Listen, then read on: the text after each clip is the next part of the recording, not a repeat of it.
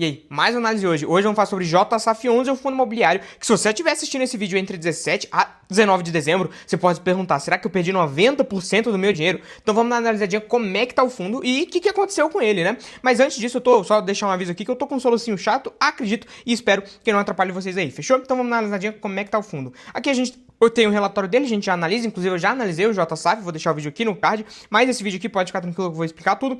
O fundo tá passando por um desdobramento, tá? Ele soltou um fato relevante ali, comentando que tá passando por desdobramento, então não é que você perdeu 90% do seu dinheiro. Significa que a cada uma cota de JSAF que você tinha, agora você vai passar a deter 10 cotas, tá? E por que isso acontece, tá? Por que R$ 70 viram 10 cotas de R$ 7? Porque ele consegue ter mais liquidez. Tendo mais liquidez, né, virando um fundo base 10, ele consegue negociar mais, consegue ter mais volume e consegue voltar ao VP mais rapidamente, né? Ele que hoje tá 0.8 do VP, não tá tão deprimido assim, deve estar um pouquinho mais acima disso de 0.8 VP, deve estar em 0.8 alguma coisa, e tá pagando um altíssimo dividendo, né, por conta disso também, dessa desvalorização em frente ao VP, mas por outros motivos que eu já vou explicar. Então, pra gente concluir a parte de desdobramento aqui, o fundo ele tá passando por um desdobramento, e aí, dos dias 17 a 19, 17 ele vai passar pelo desdobramento efetivamente, e aí até dia 19 você vai receber as suas outras 9 cotas. Então uma cota você já vai ter, e aí você pode estar se perguntando, será que 70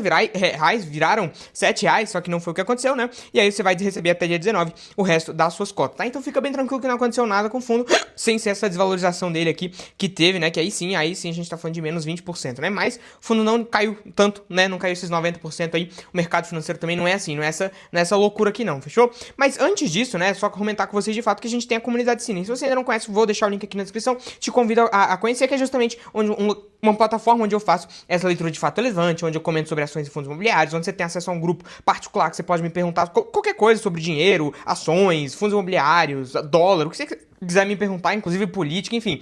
Essa comunidade que você tem acesso pessoal a mim, também a leitura de fatos relevantes, eu explico o que está acontecendo, se o fundo realmente caiu 90%, ou será que foi só um desdobramento. Então tudo isso eu faço por lá, para você não se desesperar, e eu faço diariamente para você manter os ânimos ali e conseguir ganhar dinheiro na bolsa enquanto todo mundo tá vendendo desesperado, fechou? Inclusive vou deixar o vídeo do BTHF aqui no card, que é um vídeo que eu comento bastante sobre essa questão da comunidade também, dessa movimentação do BTHF11, então vou deixar o vídeo aqui no card, beleza? E aí voltando pro relatório do fundo, né, um fundo que ele já chegou a valer 750 milhões por conta da emissão dele, só que aí, logicamente, caiu o VP do fundo, né? Então, o fundo aí teve problemas, né, por conta dessa queda aí nos fundos imobiliários. Da mesma forma que a gente tem o duplo desconto, a gente tem a dupla queda, né?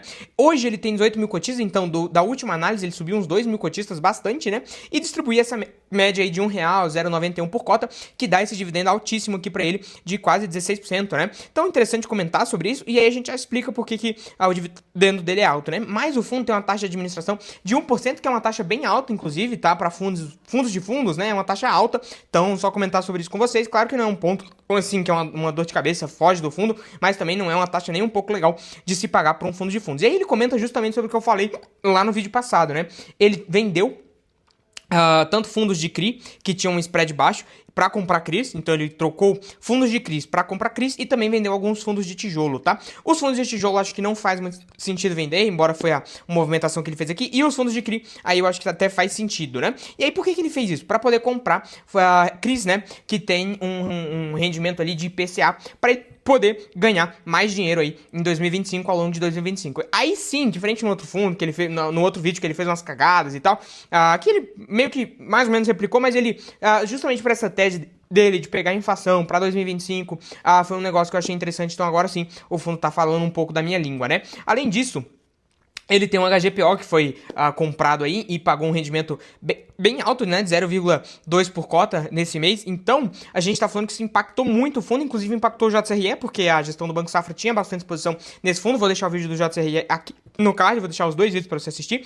E aí, ele teve um rendimento acima, né? Inclusive, esse patamar de distribuição de R$1 não é um patamar de distribuição recorrente dele, tá? Ele conseguiu fazer isso ano passado por causa do ganho de capital que ele tava tendo, principalmente aqui que teve em dezembro, né? E ele conseguiu fazer esse ano por causa do HGPO, tá? Então, aí o fundo talvez vai conseguir linearizar o dividendo perto desses 0,9 centavos aí, então provável que o dividend yield caia um pouquinho, né, principalmente o yield on cost, se você comprar aí a cota nesse valor, o yield on cost cai um pouquinho também, não fique em 16%, mas ele vai conseguir linearizar, né, manter o patamar de distribuição do fundo para 2025, tanto com essa movimentação aqui que ele fez de vender para pegar a inflação, enfim, e também por conta do HGPO que ainda tá entrando, né, que tem as movimentações do mês, vendeu o fundo de CRI para comprar CRI, e aí aqui tem a receita dele, né, justamente isso, aí ele tem um resultado aí mais ou menos 0,9, isso a gente ainda tá contando o HGPO, então o recorrente dele é mais baixo, e aí ele tem uma reserva bem tranquila, tá? Então, pro ano que vem, talvez ele consiga manter esse 0,9, porque, embora não seja o recorrente do fundo, né, seja por volta do 8, 0,8, ele tem essa reserva que tá num patamar interessante, ele tem o HGPO e ele também tem essa movimentação aí com o CRI, então é um dos motivos pelo qual ele vendeu mês passado, como eu comentei no vídeo, que tá no card, e também vendeu esse mês aí os fundos de CRI, justamente para conseguir manter o patamar de distribuição para 2025. E aí, falando da carteira do fundo, hoje a carteira dele é 81% em fundos de fundos, e aí tem um restinho aí diversificado, né? Mas se a gente for pegar a carteira dele, é uma carteira que pessoalmente não me agrada nem um pouco, né? Começando por... o soluço aqui. Começando principalmente pelos segmentos, né? 40% em recebíveis, ok. 22% em lajes, bom. E 13% em fundos de fundos. Aí já começa a questão do triplo desconto, tripla taxa que eu comentei lá no vídeo também. E aí é uma carteira... Se você pegar só essas duas participações aqui, beleza. Agora o resto, sim, o fundos de fundos principalmente não achei tão interessante, mas tudo bem. Até aqui tudo bem. O que eu não gosto muito é justamente da carteira dele. Por quê? Os fundos que ele tem são fundos de uma qualidade mais ou menos e são arriscados. Então você dá pra ver que ele tem o RBRY, tem o SARI 11, tem o HREC aqui. Então todos esses fundos são fundos que vão pagar melhor, então o dividend yield dele vai ficar alto, vai ficar em 16%. Só que, mesmo investindo 60% da carteira dele em tijolos, em tijolos não, mas 50-50. 50 papéis, 50 tijolos, porque fundo de fundos é papel também. Ele mesmo investindo metade em tijolo, o dividend yield dele tá em 16%, mas por conta disso, né? A carteira dele, por exemplo, SARI 11 ou HREC, são fundos que eu pessoalmente não tenho afinidade, são fundos mais arriscados, são fundos que têm algumas dorzinhas de cabeça, né?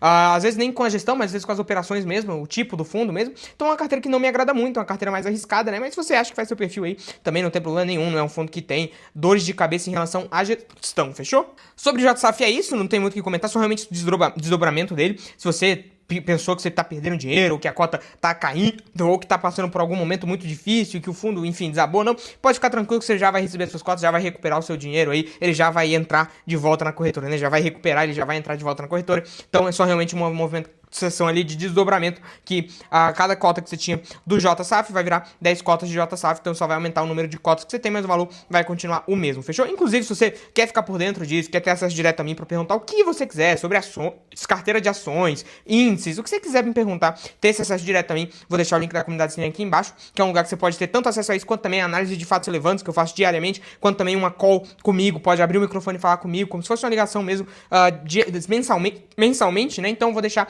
isso aqui o link aqui na descrição e os vídeos aqui no card pra você poder assistir, fechou? Deixa o like aí, já se inscreve no canal, deixa o teu like, se inscreve no canal, ativa o sininho, faz esse monte de coisa aí, comenta se você tiver com alguma dúvida, mas eu vou deixar o link aqui na descrição e os vídeos aqui no card pra você assistir também. Quando eu dou esse soluço, parece que tá tendo um erro no áudio aqui, eu achei interessante falar sobre isso, mas fechou? É isso, é nóis e valeu!